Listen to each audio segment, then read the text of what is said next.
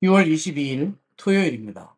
사도행전 24장 1절부터 23절까지의 말씀입니다. 닷새 후에 대제사장 아나니아가 어떤 장로들과 한 변호사 더둘로와 함께 내려와서 총독 앞에서 바울을 고발하니라.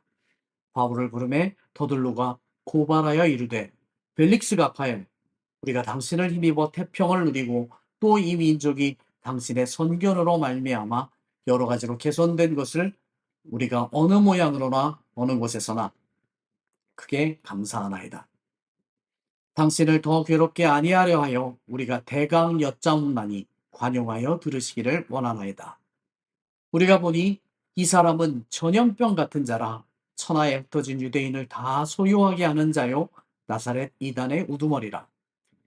그가 또 성전을 더럽게 하려 함으로 우리가 잡았사오니 당신이 친히 그를 신문하시면 우리가 고발하는 이 모든 일을 아실 수 있나이다 하니, 유대인들도 이에 참가하여 이 말이 옳다 주장하니라.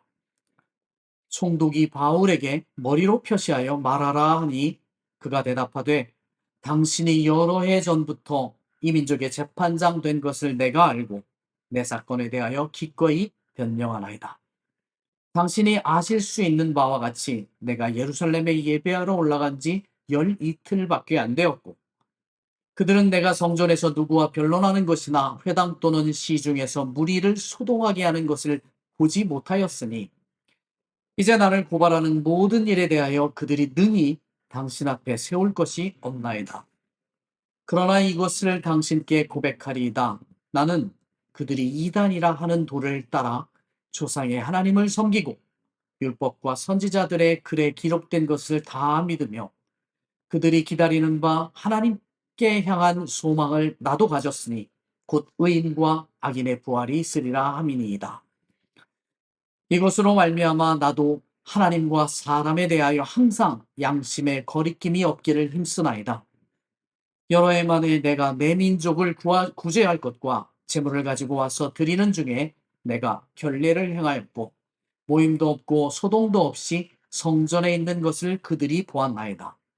그러나 아시아로부터 온 어떤 유대인들이 있었으니 그들이 만일 나를 반대할 사건이 있으면 마땅히 당신 앞에 와서 고발하였을 것이요, 그렇지 않으면 이 사람들이 내가 공회 앞에 섰을 때 무슨 옳지 않은 것을 보았는가 말하라 하소서.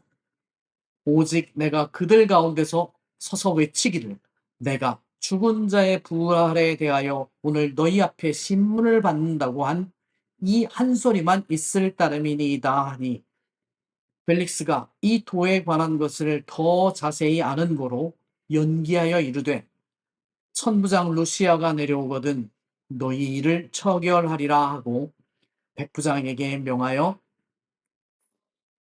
바울을 지키되 자유를 주고 그의 친구들이 그를 돌보주는 것을 금하지 말라 하니라. 기도하시겠습니다. 우리들의 생명을 지켜주시는 주님, 이 새벽 첫 시간에 주 앞에 엎드립니다. 주시는 말씀이 오늘 우리의 생명을 지켜주는 귀한 말씀이 되게 하여 주옵소서. 예수 귀하신 이름으로 간절히 기도하옵나이다. 아멘. 할렐루야.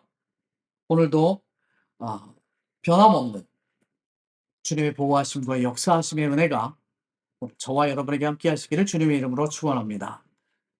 오늘 성경 말씀을 보니 하나님의 보호하심의 역사 속에 있지만 바울은 여전히 동족 유대인의 위협 속에 있었다라는 것을 확인할 수 있습니다. 천부장이 바울을 총독에게 보냅니다. 그런데 대제사장 아나니아를 중심으로 살기가 등등한 유대인들이 총독까지 찾아옵니다. 그리고 바울을 고발하고 있습니다. 바로 1절에서 그렇게 고발했다라고 이야기하고 있습니다. 총독은 이에 양측을 모두 불러서 대지를 시작합니다. 먼저 유대인의 대표로 나온 변호사 더둘로라는 사람이 바울을 고발합니다. 그 바울을 지칭해서 몇 가지 언급하는 것이 있는데 그걸 좀 요약해 보자면 이렇습니다. 바울을 지칭해서 이 더둘로라는 변호사는 바울은 전염병 같은 존재다. 유대인을 선동하는 자다. 그리고 나사렛 이단의 우두머리다. 라는 말을 하면서 나름의 논리를 가지고 정말 정성을 다해서 바울을 공격합니다. 5절과 6절에 그의 공격이 자세하게 기록되어 있습니다. 이 얘기를 가만히 들은 총독은 바울에게도 변론의 기회를 줍니다. 그리고 이에 바울은 거침없이 자기의 변론을 이어나갑니다. 변호사도 없이 본인이 자기를 변호하는 겁니다. 11절부터 21절을 가만히 읽어보시면 바울의 변론이 자세하게 기록되어 있습니다. 그의 변론을 두 번, 세 번 읽어보면서 자세히 읽으면서 은혜를 받고 싶지만 이 짧은 아침 시간에 자세히 보기에는 시간이 좀 부족할 것 같습니다.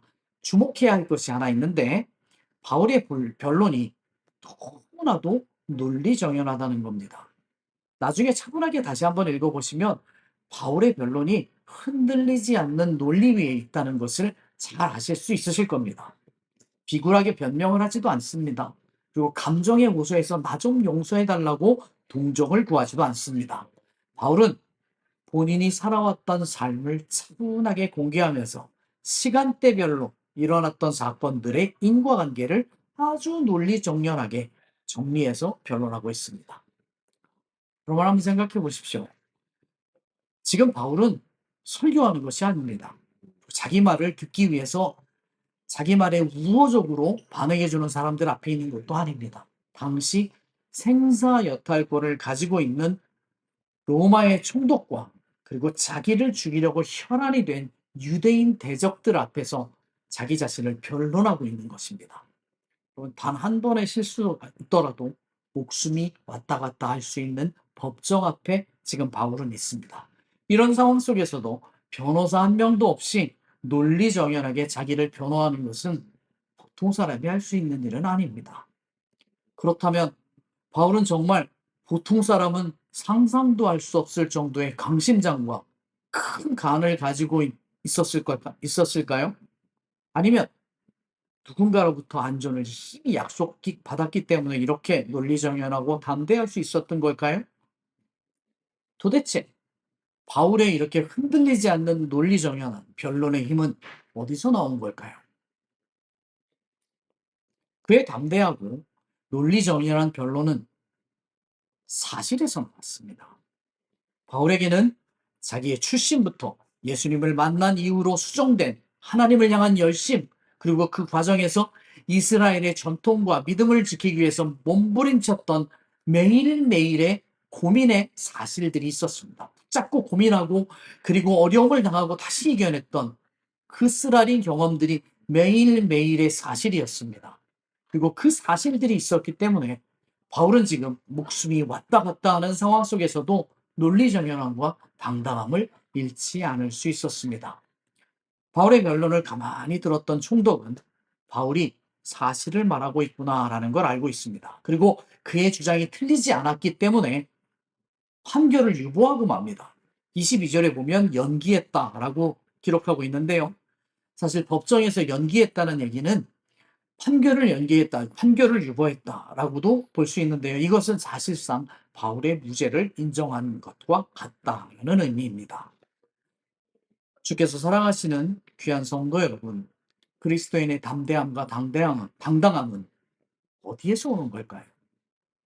그것은 매일매일 믿음으로 살아내는 삶과 그 삶으로 증명되는 사실에서 온다고 믿습니다. 그리스도인에게 의미 없이 지나가는 날은 단 하루도 없습니다. 매일매일이 믿음을 지켜야 하는 선택과 고민의 날들이고 매일매일이 치열한 갈등이 계속되는 날들입니다. 어떤 날은 실패하기도 하고 어떤 날은 후회가 가득한 날을 살아가기도 합니다. 그리고 어떤 날은 믿음으로 고백하여 감사로 가득한 날을 살아가기도 합니다. 그리고 그 모든 날들이 바울이 제 대적들에게 우겨쌈을 당했던 것처럼 문제로 가득한 날들을 살아갑니다. 개인적인 경험으로도 그리고 제가 믿음의 선배들에게 여쭤봐도 문제가 없는 날은 단 하루도 없었다라고 고백들을 하십니다. 저 역시 마찬가지입니다. 하나님 함께 하시고 하나님 도와주시고 하나님 역사하시지만 그 문제들은 여전히 제 삶 속에 남아 있어서 힘들고 어려운 삶이 계속되더라고요. 그럼 맞습니까? 문제가 없는 날은 없습니다. 그러나 기억하세요. 그 모든 날 중에서 믿음으로 고백하면서 감사로 가득 채웠던 날들의 사실이, 그 사실들이 지금의 나를 붙잡아주는 힘이 되고 능력이 된다는 사실입니다. 약하고 부족한 나를 담대하고 당당한 그리스도인으로 만들어주는 힘이 그 매일매일 중에서 감사함으로 믿음으로 고백하고 이겨냈던 날들에 대한 사실들이 오늘의 나를 만들어줬다는 사실을 기억하시기 바랍니다. 오늘 이 아침에 귀한 말씀을 붙들고 오늘 하루가 믿음으로 고백하며 살아내는 감사하는 하루들이 되시기를, 그래서 당당하고 담대한 그리스도인들이 되시기를 주님의 이름으로 축원합니다. 기도하겠습니다. 주님, 우리들을 붙들어 주셔서 감사합니다. 이 아침에 주시는 귀한 말씀 속에 담긴 귀한 은혜를 감사한 마음으로 받습니다. 비록 문제가 끊어지지 않는 힘들고 어려운 삶을 살고 있지만 그 속에서도 믿음으로 주님을 바라보게 하여 주옵소서.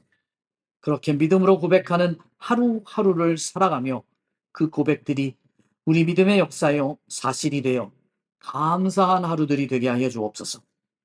그리하여 그 믿음으로 담대하고 당당한 그리스도인으로 살아가게 주님 도와주옵소서. 예수 그리스도 이름으로 간절히 기도하옵나이다. 아멘.